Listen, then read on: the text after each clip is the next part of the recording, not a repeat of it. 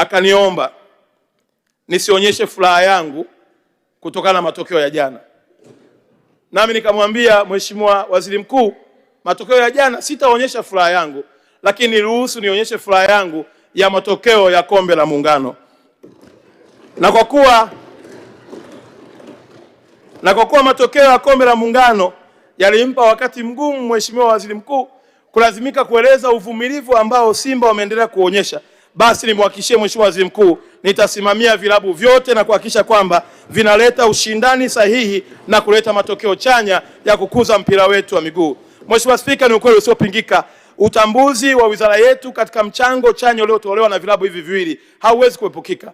Simba na Yanga wamekuwa nguzo wa mchezo wa mpira wa Tanzania na tunawaombea kila laheri katika uimarishaji wa uongozi wao ili waendelee kuwa mwalimu na kuleta fursa nyingi zaidi kwa timu zetu za ndani. Mheshimiwa Spika,